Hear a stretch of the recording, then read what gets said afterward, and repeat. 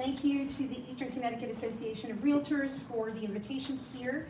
It feels a little bit like coming home. I was a real estate lawyer for 28 years, and my first boss, Val Votto, is sitting in the room. So it's great to be here today.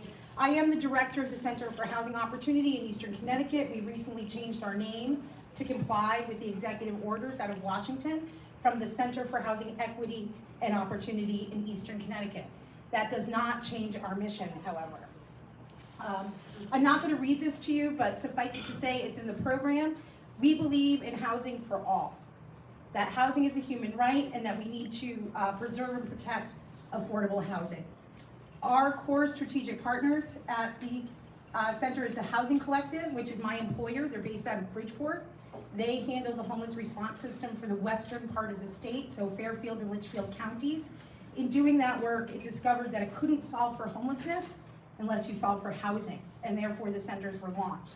The Partnership for Strong Communities is our policy and advocacy group, and LISC Connecticut. LISC is a CDFI. They provide financing and technical assistance to nonprofit and for-profit developers. We have regional partners, the Community Foundation of Eastern Connecticut, Connecticut College, Eastern Connecticut State University, and the United Way of Southeastern Connecticut. This CHO is the third in the state and the only center that has the 2 academic partners, and for that we are grateful. So what do? We provide technical assistance to municipalities and developers looking to either implement affordable housing plans through zoning reform at various towns and cities throughout Eastern Connecticut. We also provide peer learning, informational webinars, seminars, meetings, networks. We actually have one, I'm just going to pull out the date, I think it's May 14th in Eastern Connecticut with CHAFA to talk about first-time homebuyer programs. So keep an eye out for that. It will be a lunchtime webinar on the 14th. We support our partners. I see Hope is here, Always Home is here, Thames River Family Program is here. We provide technical assistance if they're looking to expand or apply for various programs. And we support development pipelines. We want to see the increase of additional housing options at all levels. What I'm going to talk about is not inconsistent with your prior speaker. It's just drilled down for Eastern Connecticut. When we talk about Eastern Connecticut, we mean New London, Wyndham, and Tolland counties, so the eastern part of the state. We produce research policy tools. One that we're going to talk about today is our housing needs assessment. We provide policy briefs on changes that we find would be conducive to additional production of affordable housing. We publish a weekly zoning calendar. So if you sign up, you can get a list of every zoning meeting, if you're interested, in Eastern Connecticut. We also had a narrative change work group that developed a playbook and a housing conversations toolkit to learn how to talk about housing in Eastern Connecticut. So we deployed surveys throughout the community to determine how people in Eastern Connecticut viewed housing and how they viewed housing in relation to the rest of the state. And then we are currently studying who makes land use decisions.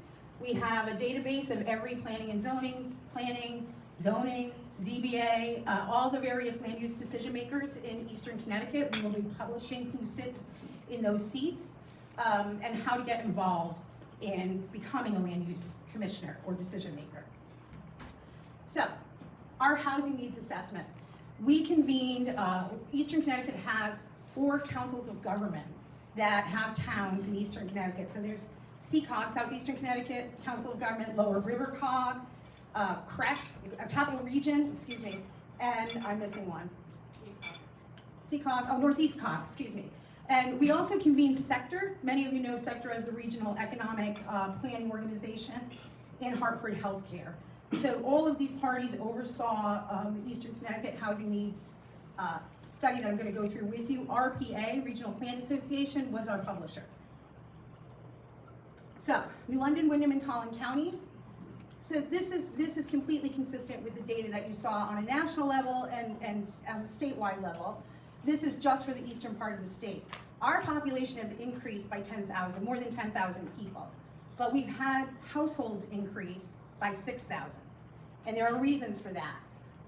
And this is the primary driver. More than 56% of our households are comprised of 1 to 2 people, which really kind of stands on its head our notion of family and neighbors and how we're living. And of those households, 56,000 earn at or below 80% of the area mean income, but there are only 25,000 affordable units for these neighbors. I just want to pause for a second. Affordable units are deed restricted, or they also include government assisted mortgages like CHAFA, VA, those sort of programs. So that's how they're counted in those affordable numbers, just broadly speaking. And since 2000, almost half of the region's municipalities built 0 2 to 4 family buildings, 0. While a quarter of the municipalities built no multifamily buildings at all in Eastern Connecticut. There are 52, depending on how you count, between 51 and 52 towns in Eastern Connecticut. So that's significant.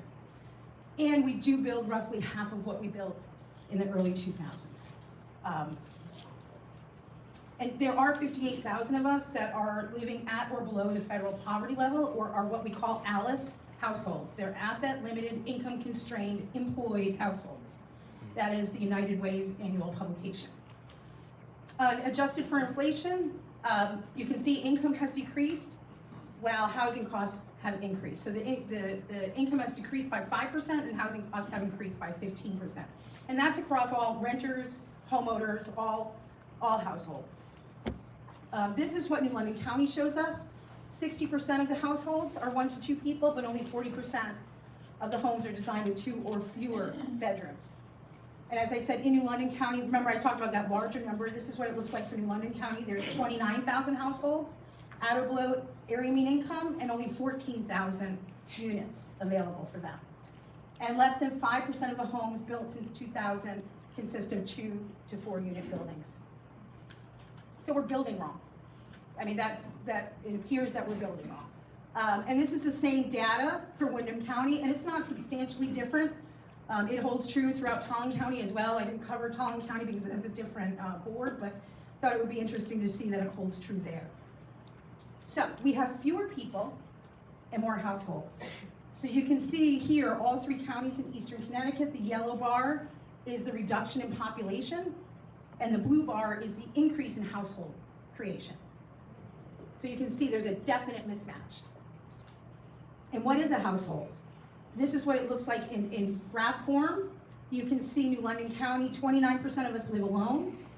Almost 31% of us live in 2 families, 2 people or fewer households. And roughly the same holds true, a little bit less in Windham County. But by and large, that's how the majority of us live in both counties.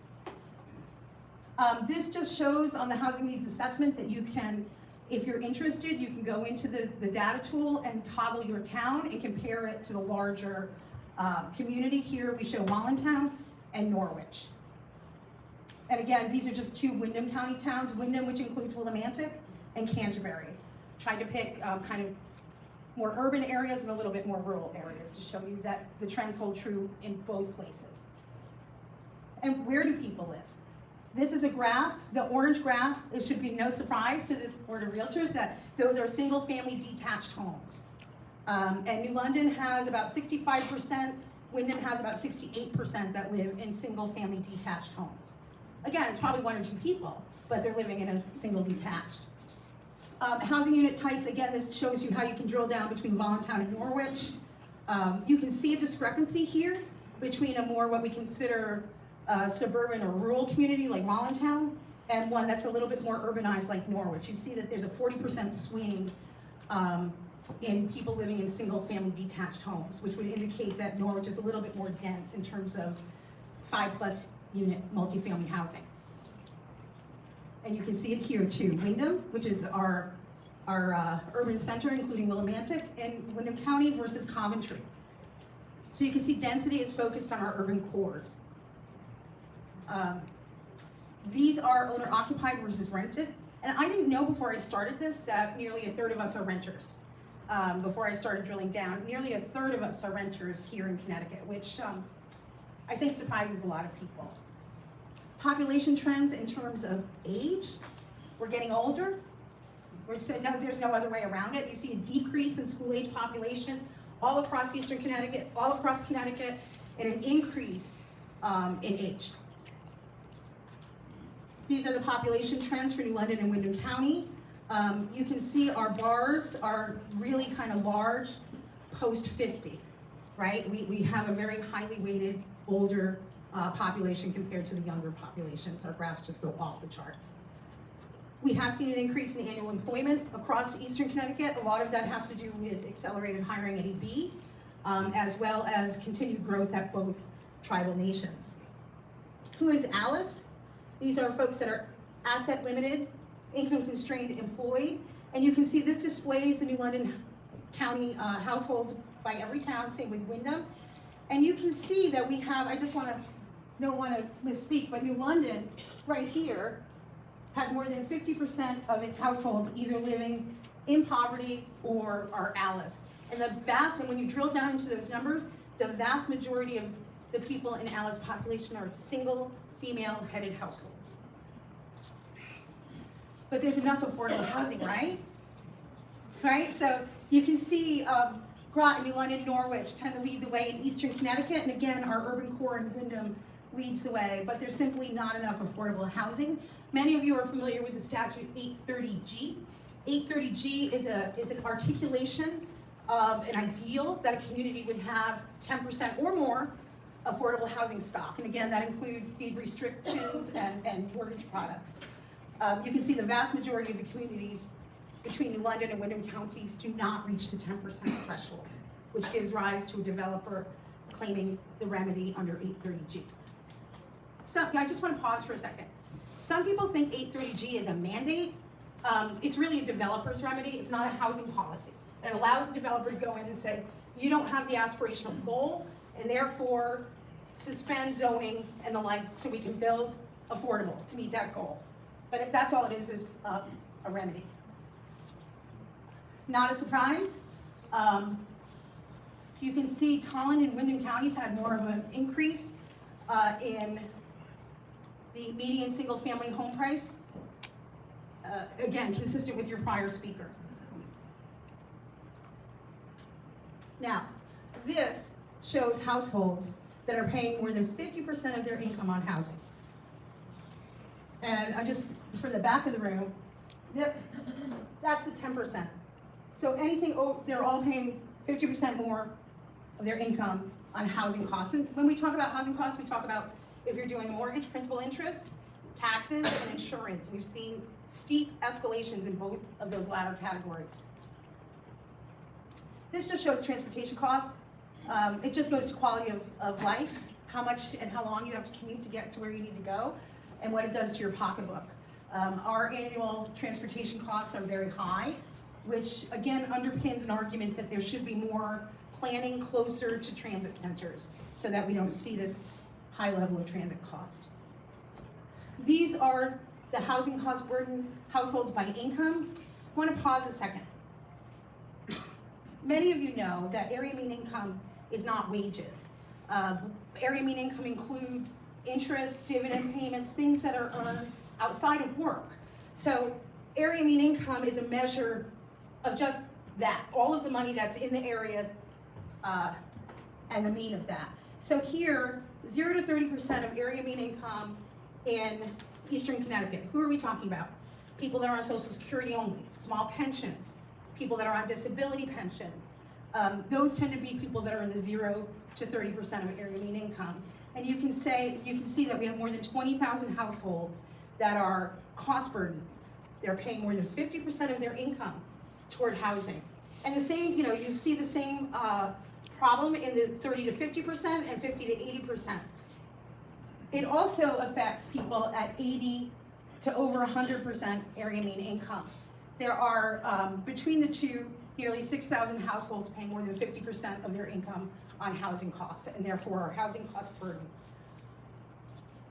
So, available data sets, if you want to download any data, if you're doing some market analysis, deep dives into this, you can download every single town for those 4 COG regions, which also includes the bulk of Hartford County. So what do we need to do? We need to have more diverse housing typologies throughout Eastern Connecticut to meet the needs of various ages, lifestyles, and incomes. We need all kinds of housing, single families, duplexes, multifamilies, the old triple decker when I lived in Boston. We need to see more mixed use, mixed income developments. They're more sustainable for our communities. And trying to locate housing closer to transit, both in terms of an environmental impact and just quite frankly, dollar impact to residents living there. Work on preserving and rehabbing existing housing stock. We tend to build new affordable housing, which is the most expensive thing to do, and we forget about the housing that's dropping out of the bottom, essentially, being taken off the market, whether it be deeded affordable or what we consider naturally occurring affordable housing. We're losing that at a larger rate than we can build. So we need to focus on rehabbing and preserving those. And also, we need to have thoughtful, innovative design. A lot of the objections people talk about in terms of any housing development is the look of it. So increase in innovative, thoughtful housing typology is really crucial to changing the narrative around what housing and affordable housing looks like. What are the impediments? I talked to you about zoning. Building regulations are also an impediment to many rehabs. And there's ongoing discussion at the legislature on how to align the building regulations with increased preservation. Not in my backyard NIMBYism. We're changing that to YIMBYism. There's a YIMBYism conference in New Haven in September to talk about what good quality design looks like. Again, I talked about design. Lack of grant funding. This is part of what we work on a lot. How do you apply, if you want to build something, where does that capital stack come from and what do you need to develop that capital stack? And we have a lack of capacity. That's not, it's just an indication of essentially municipal austerity. Towns are doing far more with far less in terms of staff. So there's a lack of capacity at the municipal level to coordinate. And Eastern Connecticut, we're always looking for new builders. 2 weeks ago, we had a developers meeting with the Commissioner of Housing. We would like to see more builders build additional, multifamily housing, but also smaller types of single family detached housing on smaller lots with fewer parking requirements. I don't know about you, but it drives me crazy to drive by a place and see acres of blacktop. It makes no sense at all, some of the parking requirements that we have in our municipalities. So why is the data helpful? Because we try and talk about data so that decisions aren't made on opinion or hyperbole or emotion. And housing is emotional. It's where you bring your baby home. It's where some of you have seen your spouse take their last breath. It's emotional. Housing is emotional. So we need to work on the data and combine the emotion of need with the data to develop more housing that's more appropriate. That's our contact information. I am the director. Nicole McCormack is our project manager, and we also have a regional planner on staff who is prepared to assist with grant applications for development. And our website is right there as well. So thank you. Oh, just one more thing, Quincy, before I turn it over to you. I talked to you about the CHAFA dates. We are also going to be at Eastern Connecticut State University on the 16th and 28th of April for lunch from 12 to 1:30. We're going to be talking about housing justice and education and housing justice and families. And on May 20th at 5:30, we will be at the Arts Capitol Theater screening Fighting for Home, followed by a panel discussion. So thank you. Thank you, Quincy.